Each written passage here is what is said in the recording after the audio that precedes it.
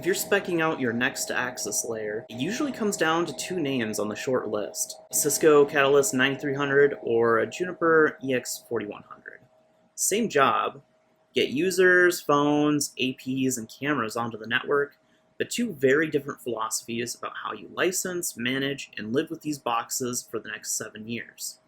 I've racked both, so in the next 10 minutes, I'm going to give you the honest pros and cons: hardware, stacking, software, and the part everyone underestimates: licensing and total cost. No marketing slides, let's get into it. On silicon, Cisco runs its own UADP ASIC in the Catalyst 9300, UADP 2.0 and 2.0 SEC on the 9300X, which adds line rate crypto, including hardware IPsec. That programmable pipeline is Cisco's big flex. The same hardware can be retabled for Layer 2, Layer 3, ACLs, and QoS via templates, and it's what powers features like SD access down the road. The EX4100 uses merchant silicon, but don't read that as weak. It delivers the same Junos feature set as the higher-end EX4400, including full EVPN VXLAN. That means an EX4100 can act as a Layer 2 and Layer 3 VXLAN gateway right out of the box. For a lot of shops, getting EVPN VXLAN at the access tier without stepping up a product line is a genuine advantage. Power over Ethernet. Both are strong here. The Catalyst 9300 does up to 90 watt UPoE plus and 802.3bt, up to 384 PoE ports across a stack, plus Cisco's perpetual PoE and fast PoE. Power stays up through a reload and comes back before the OS fully boots. That matters if you're powering door controllers or emergency phones. The EX4100 multi-gig models push 90 watt PoE++ as well, with up to a 1620 watt budget on dual supplies. Let's call PoE a tie. Both cover 802.3bt. Uplinks. Uplinks go to Cisco on the high end. The 9300X offers modular uplinks up to 100 gig and 25 gig. The EX4100 gives you 4 10 by 25 gig SFP28 ports. Plenty for an access switch, but those double as your stacking ports. So that's a trade-off I'll come back to in a second. Stacking. Stackwise versus the virtual chassis. This is where the philosophies split, and it's a real decision porting. Cisco's Stackwise is a dedicated back panel stacking, special cables on the rear, up to 8 members, and huge stacking bandwidth. Stackwise 480 on the 9300 and up to 1 terabit separate data plane. None of your front panel ports get consumed. The downside, those stack cables are short, so your stack members basically have to live in the same rack. On the other hand, Juniper's virtual chassis is the opposite approach. You stack over standard fiber uplinks up to 10 members. The big win is because it's fiber, you can build a virtual chassis across wiring closets or even floors and manage them as a one logical switch. The catch? Virtual chassis uses those SFP28 ports for the interconnect. So ports you spend on stacking are ports you're not spending on uplinks. So, if you want raw stack bandwidth in one rack, Stackwise wins. If you want flexible, distributed stacking across multiple racks and 2 more members, virtual chassis wins. Neither is better, it's about your closet layout. Next is the software stack. Cisco runs iOS XE. It's the most documented network OS on the planet. Every error message you'll ever hit is already answered in a forum thread. But iOS XE is per device by default. To get single pane management, you're layering on Catalyst Center, or the old DNA Center, on-prem, or moving the switches into the Meraki dashboard for cloud management. Yes, you can now run the Catalyst 9300 natively from Meraki. Great flexibility.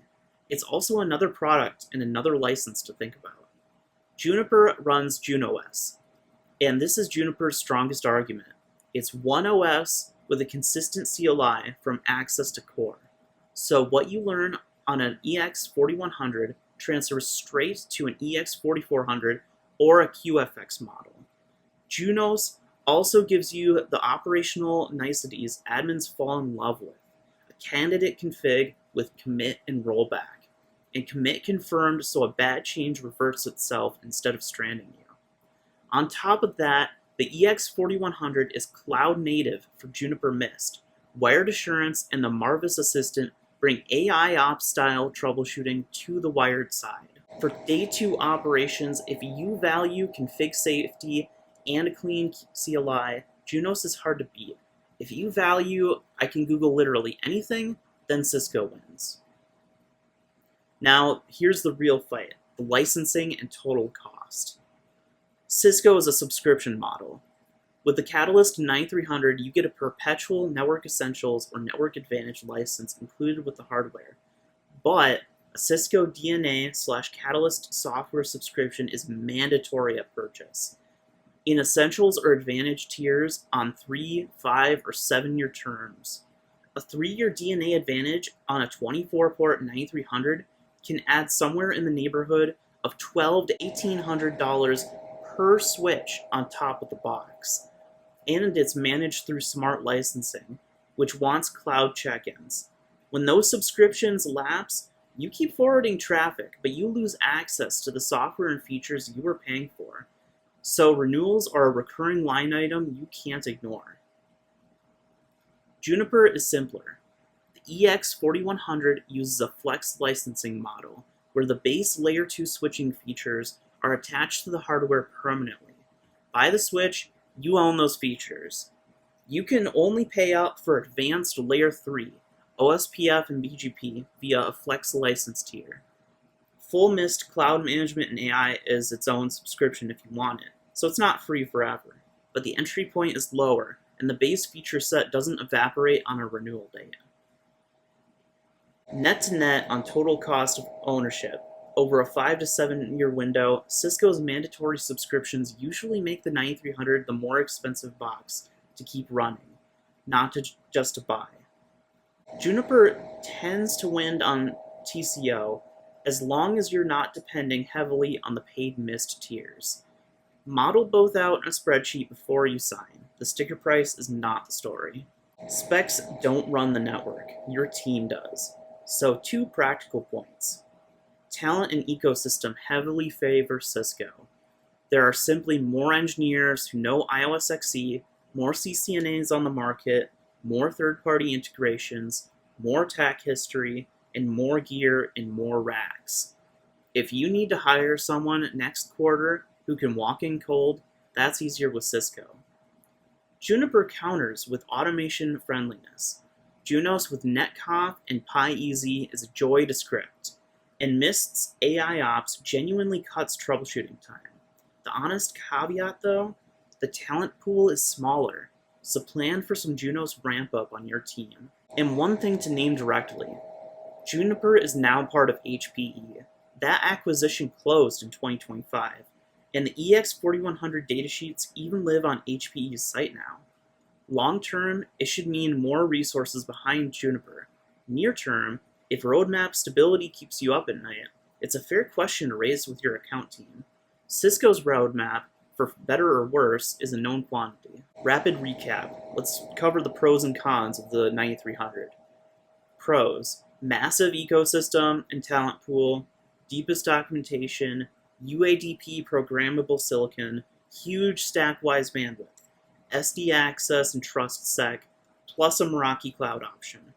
Cons: mandatory recurring subscriptions, smart licensing friction, higher long-term TCO, and per-device management unless you buy Catalyst Center. On the other hand, on the EX4100 side, the pros are 1 consistent Junos OS, commit rollback config safety, EVPN VXLAN included, virtual chassis across closets, Mist AI Ops, and simpler flex licensing with perpetual base features. usually the better TCO.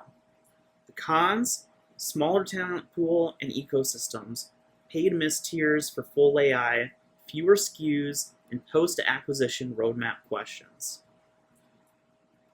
So let's go to the verdict. Who wins? It depends on what you're optimizing for, and I'll be specific.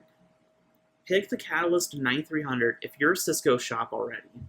If you need the deepest feature set and SD access, if hiring Cisco Fluent staff matters, or if you want that one rack stack-wise bandwidth. You'll pay for it in subscriptions. Go in with eyes open. However, pick the EX4100 if you care about lower total cost of ownership, want EVPN VXLAN, and clean Junos operations at the access layer, run distributed closets that suit virtual chassis, or you're leaning into Mist for AI-driven ops. My take for most mid-sized enterprises refreshing an access layer today, the EX4100 is the better value, and Junos is the better day 2 experience. But the Catalyst 9300 is the safer organizational bet if your whole world already speaks Cisco. Match the switch to your team, not just the spec sheet. If this helped you narrow it down, hit subscribe. I do these head-to-heads on real gear from a network admin's chair. Drop a comment with what you're running and which way you're leaning. I read them all. And if you want the licensing and TCO spreadsheet I mentioned, say the word and I'll build one out in the next video. Thanks for watching. See you in the next one.